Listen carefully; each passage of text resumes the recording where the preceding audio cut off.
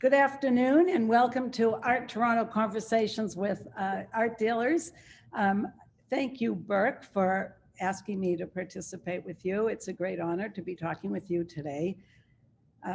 3 years ago, Burke, you opened your gallery and I was at your opening show. And I have to say that I've been watching you migrate over the last few years, and you have done a wonderful job to be an ambassador for artists in the city and to bring wonderful exhibitions to our city. So, Burke, will you please tell us about your space and your exhibitions and your plans and how you think about what you do? What's meaningful to you in your exhibitions? Okay. Thank you very much for that lovely introduction. And I'm really enjoying this opportunity to speak with you. You've been so great with me as a new dealer.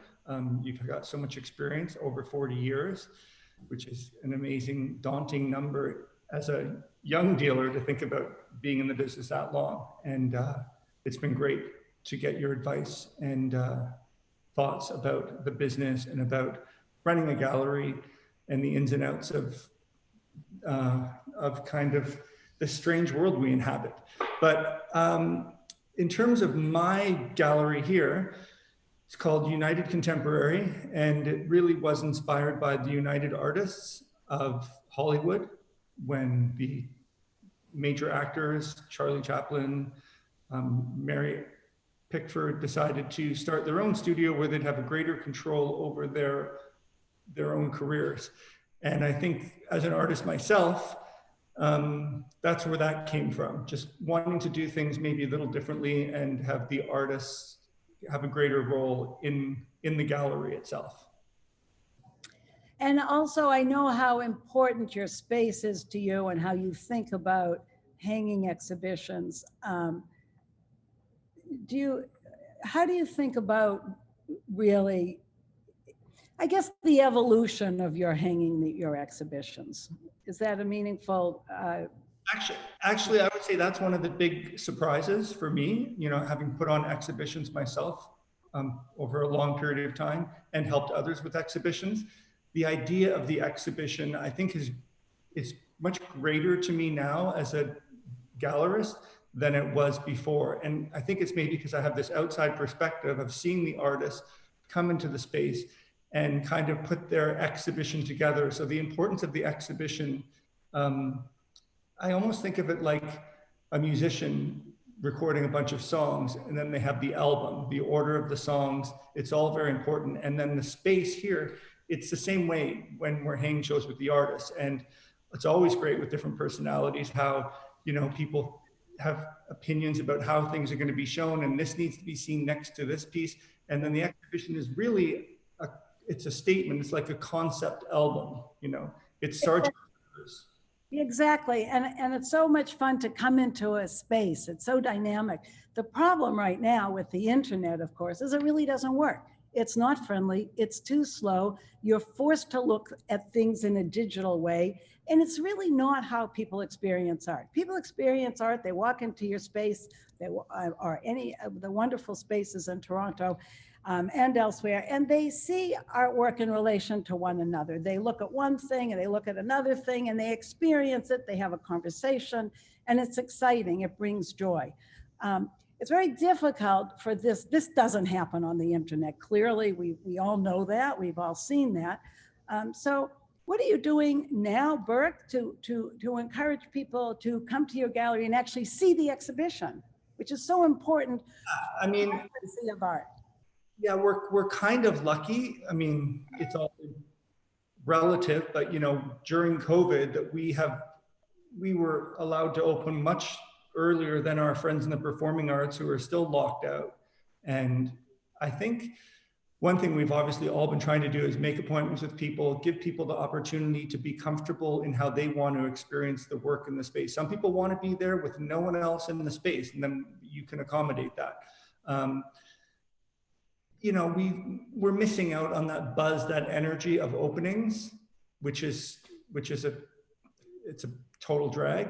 But you know, the aura of the show, of the exhibition, of seeing all the work together is still there. And I think what we're trying to do is, instead of having one opening with the artist over 2 or 3 hours.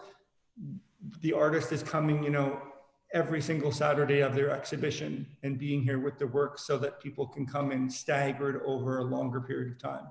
Right. And I think that you're finding, and we're all beginning to find, that collectors and people love being engaged in art. So as we reinvent ourselves during this time, people are coming to see, one at a time they're coming to see, because a collector, art brings them joy. They don't want to live their lives without art. They want to, whether it's seeing it, visiting it at an institution level at the Art Gallery of Ontario, or seeing it in a private gallery, or whether they want to have some things in their own home. I think those people who experience art don't want to be without it.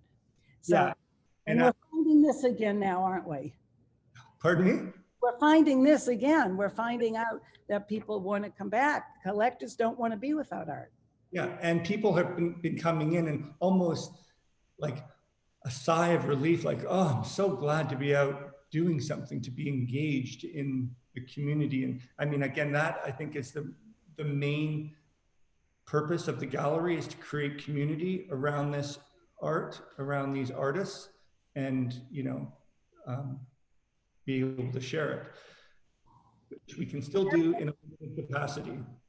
Yeah, exactly. And I think we get more creative as times change, and we just reinvent ourselves to accommodate the time we're living in. Yeah. I'm excited to see your next show, Burke. What is it? The next show is Stefan Burke, who is going to be here exhibiting during Art Toronto, during the art fair. So we're going to be having a separate space in the complex here with gallery artists, and then Stefan will be in the main gallery here. So what we're trying to do is try to spread out our artists among a few different spaces, because our space is much smaller and compact than, say, your large gallery. So you want to give people space and feel comfortable with the art, and then again, limiting the numbers of people coming into the gallery. This is all going to be cut out, by the way. This is terrible. No, it's always good. You know what? I'm really excited to see your exhibition, and I wanted to thank you, Burke, for everything you've done for artists in Toronto and for what you've added to the art world. I think we'll all begin to see life improving as people begin to get out more and visit exhibitions. Okay. Thank you very much, Jane. I really appreciate that. So Jane, I'm a young art dealer. Well, not maybe young, but I'm a new art dealer. What advice might you give to new collectors? Well, we've talked about the experience and the excitement and the joy of going into an exhibition and seeing a show. I think if you really are serious about wanting to build a collection, I think the idea is to look a great deal and to look at a lot of things. And when you're in an exhibition that was done over a period of time by a single artist, it's really difficult to actually choose the one you like the best, but it's a good goal to have for yourself, to walk into a show, if you decide the time is right to buy something, to actually take home your favorite and figure out what that one is, because making that decision is really tough. It's not that easy. And once you take it home, the experience is exactly very, very, very different.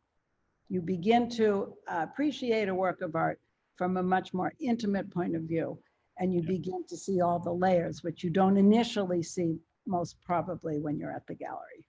Yeah, it keeps giving. It keeps giving, yes. All right, well, thank you for being very giving with your time for me as a new dealer, and thanks to everyone here who tuned in. Thank you, Burke. Okay. All right, is that a wrap? That's a wrap. What do you think, Lily? That was great.